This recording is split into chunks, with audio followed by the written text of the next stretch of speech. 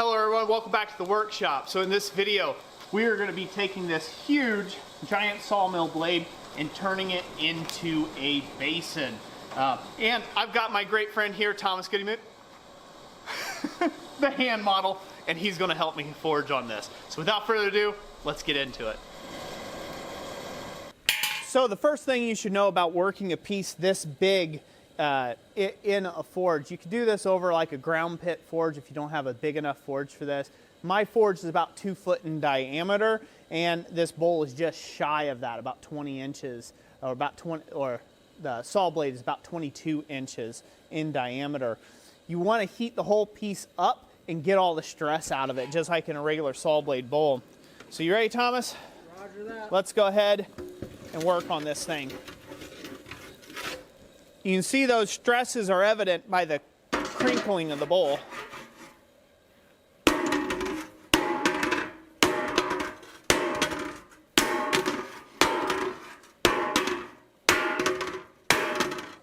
Okay, so we're going to change tack a little bit. Thomas, show them what we're going to be using. We're going to be using a little 6-pound sledgehammer to help isolate where we're trying to move. This saw blade bowl is definitely high carbon material because it's just bouncing that mallet right back up out of the way. So we're going to use a hammer for this instead. Yeah, with a nice round face to it.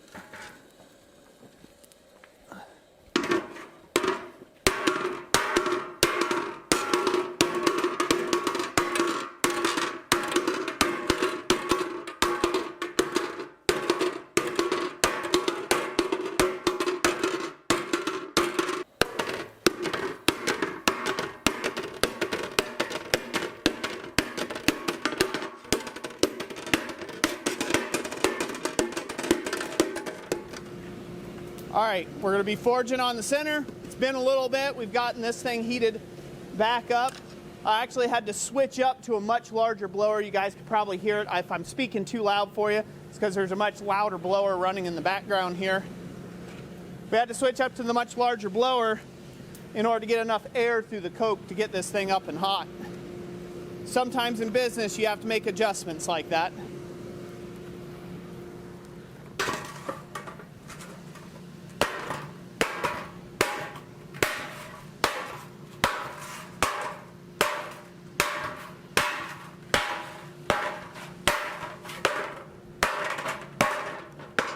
Go ahead, go for it.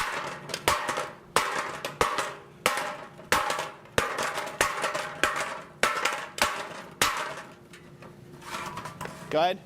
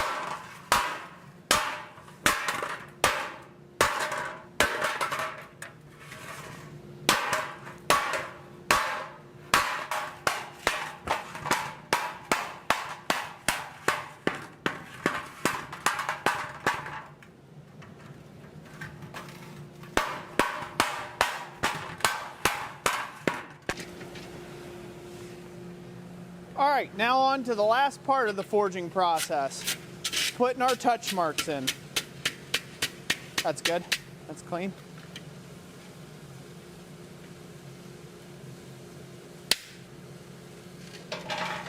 There's the shop's touch mark. And now here comes those that work under the shop.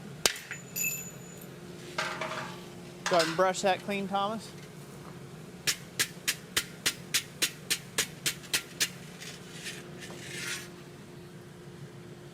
You guys can see that, although it be upside down.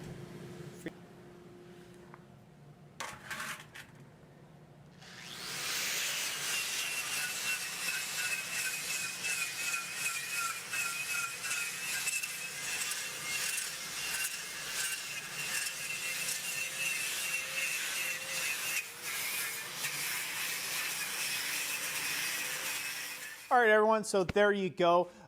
Thank you guys so much for watching this video, and thank you channel members for making it possible. Huge thank you to Thomas Goodymoot, the hand model, the illustrious hand model. Look at that, perfect skills. For coming over, give me a hand swinging a hammer on this project. Multiple hammers, mallets, and everything else of the like. Stoking fires and you know, just being a good help in the shop in general.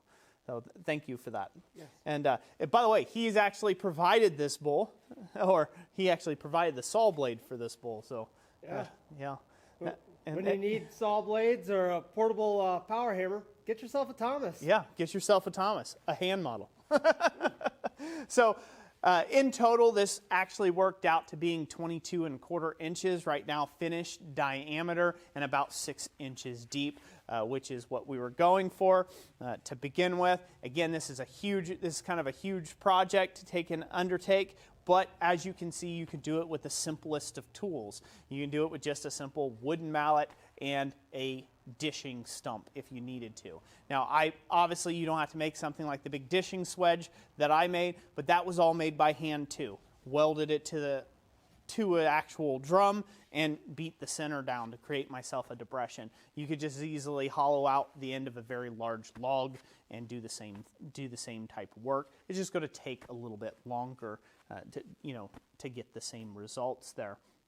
But yeah, so be encouraged. You guys can actually go out here and do this same thing. It's really not, it's difficult, but it's not impossible. And that's how I actually got into doing larger work and larger pieces than what I felt comfortable with, is I got commissioned to do so, and then I just had to figure out and made a way, right? Because I like that money. I like to keep that money in my pocket and not have to give it back to the customer.